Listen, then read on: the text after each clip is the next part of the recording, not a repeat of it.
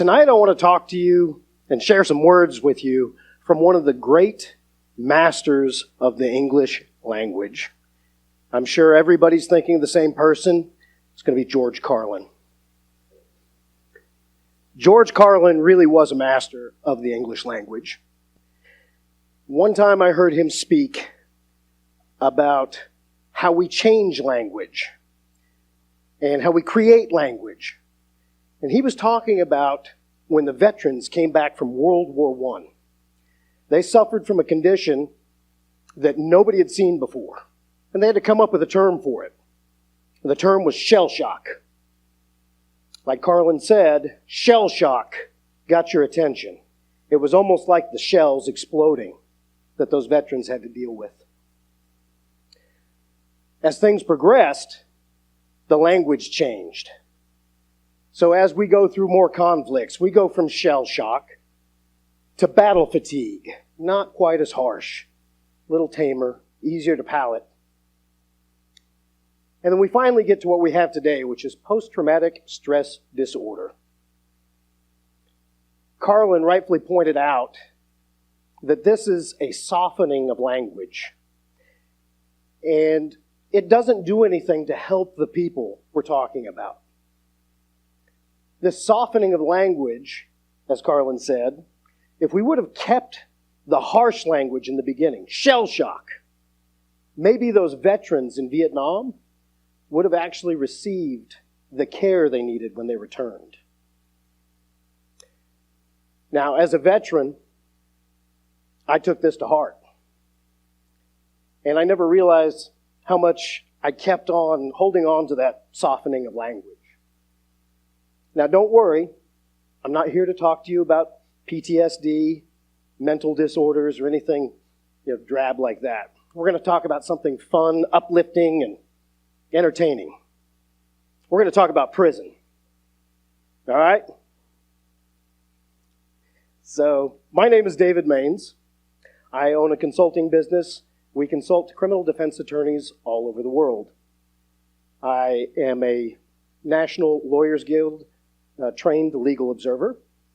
I am a volunteer prison chaplain. I have published on prison-related topics. I am considered an expert on prisons, prison conditions. I have been considered an expert by Texas courts, the Texas legislature, various members of government. I've been solicited by the High Court of England for my expert testimony. And I was an invited speaker at Yale Law School and the United Nations. I've not done much with my life. Now, you might be wondering, how on earth do you become an expert in prisons? Well, it's pretty easy. Go to prison sometime. I was incarcerated. Now, for everybody here, stay in school. Talk to your counselor, maybe a criminal justice degree. There are alternatives. So after incarceration, I became an advocate. I advocated for human rights, prison rights, conditions of confinement, and I really enjoyed advocating for higher education in prisons. HEP. The reason I liked HEP so much is we know that the more education somebody has, the less likely they are to go to prison in the first place. We also know that if they gain education while they're in prison, they're less likely to come back. So I spent a lot of time helping professors, coaches, teachers, instructors all around the world in a group for HEP. It was a great community, a lot of support. And then one day, the language guide was introduced. So out of Berkeley, somebody wrote a guide and decided that we needed to use person-first language when we're dealing with the incarcerated. No more using words like prisoner, incarcerated, inmate, convict. We needed to have person-first language. Their suggestion, actually commandment almost, was that we don't call them prisoners, we call them justice-impacted persons. Did you get that? Justice-impacted persons. So what they're doing is they're trying to do exactly what Carlin was talking about, right? Are we softening the language? That's exactly what they're doing. So this went on for a while, and pretty soon, everything that came up in this group was hijacked. I had somebody in Sweden saying, hey, we have an inmate who has this problem. Immediately, somebody comes back with, have you read the language guide? We really need to use person-first language. And the rest of the entire conversation ignored the issues, and it was all about person-first language. They were policing language. This wasn't just a message board this was happening in. This was all higher education dialogue. So all higher education and prison dialogue was being hijacked. Even prison reform. Well, I could only put up with it so long, and I wrote a very long response and explained how I didn't agree with this person-first language. First of all, I had to point out that justice-impacted person is person last, not person first. Other than that, I had to tell somebody in Berkeley, how dare you, in this day and age, try and tell somebody what personal pronouns they can and cannot use. What they were trying to do, they did it with a good heart. It was well-intentioned. But what they didn't realize is their mistake. What they're doing is trying to stigmatize prisoners. It's not helping people by changing the language. You have stigmatized people who are incarcerated.